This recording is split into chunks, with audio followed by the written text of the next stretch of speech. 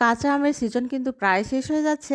আর কাঁচা আম থাকতে থাকতেই বাসায় বানিয়ে নিতে হবে অবশ্যই এই টক মিষ্টি ঝাল স্বাদের কাঁচা আমের আমসত্ত্ব। আসসালামু আলাইকুম সবাইকে, কেমন আছেন আপনারা সবাই? আশা করি সবাই অনেক অনেক ভালো আছেন। আলহামদুলিল্লাহ যথারীতি আমিও ভালো আছি। তো আমি এখানে নিয়ে নিয়েছিলাম ১ কেজি পরিমাণ কাঁচা আম। সেগুলোকে সুন্দরভাবে ধুয়ে পরিষ্কার করার পরে স্লাইস করে এভাবে প্যানে বসিয়ে দিয়েছিলাম স্বাদমতো লবণ দিয়ে। আর সেটাকে পানি ছাড়াই সুসেদ্ধ করে নেব ধীর তাপে। ঢেকে কিন্তু সুসেদ্ধ হয়ে যাবে সুন্দরভাবে। আর এটা সুসেদ্ধ হয়ে যাবার পরে ঠান্ডা করে নেব। আর ঠান্ডা করে নেবার পরে এরকম একটা স্ট্রেনারে নিয়ে নেব। স্ট্রেনারের নিচে আমি একটা পাত্র দিয়ে দেব। আর এতে আমি স্ট্রেনারে এরমভাবে চেলে সুন্দরভাবে পিউরিটা বের করে নেব। একটু, একটু করে সুন্দরভাবে সবগুলো পিউরি আমি বের করে নেব এই পাত্রের মধ্যে। আর এখানে যে অংশটা থাকবে সেটা হচ্ছে আঁশ, আঁশযুক্ত যে অংশটা সেটা আমি ফেলে দেব। আর শুধুমাত্র পিউরিটা আমি নিয়ে নেব একটা প্যানে।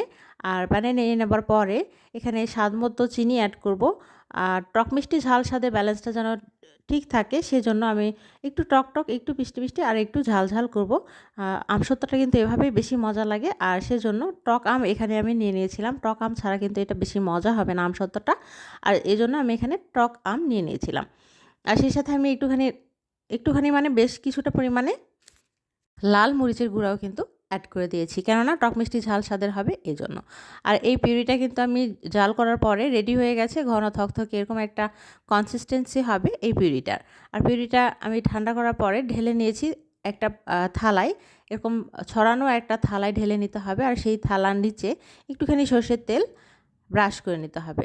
এতে করে কি হবে, পরে যখন শুকিয়ে যাবে এই পিউরিটা বা আমসত্ত্বটা তখন কিন্তু সুন্দরভাবে উঠে চলে আসবে। আর এরপরেই কিন্তু আমি একদম টানা রোদে দিয়ে দিলাম এই আমসত্ত্বটা শুকানোর জন্য।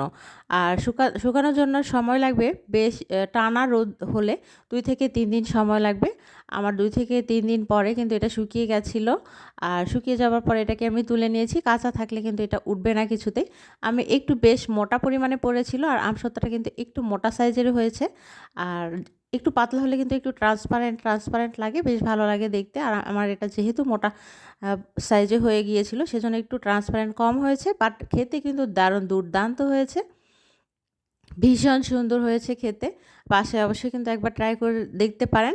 আর সারা বছরের জন্য সংরক্ষণ করে রাখতে পারেন এই সুস্বাদু কাঁচা আমের আমসত্ত্ব। আর কেমন হয়েছে আজকের রেসিপিটি আমাকে অবশ্যই কিন্তু জানাতে ভুলবেন না।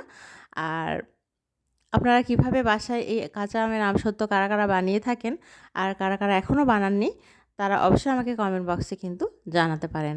আর আমি এটাকে সুন্দরভাবে এভাবে কেটে সুন্দরভাবে স্লাইস করে রেখেছিলাম। আর আজকের মতো ভিডিওটি এ পর্যন্তই শেষ করছি। আল্লাহ হাফেজ, সবাইকে শুভরাত্রি।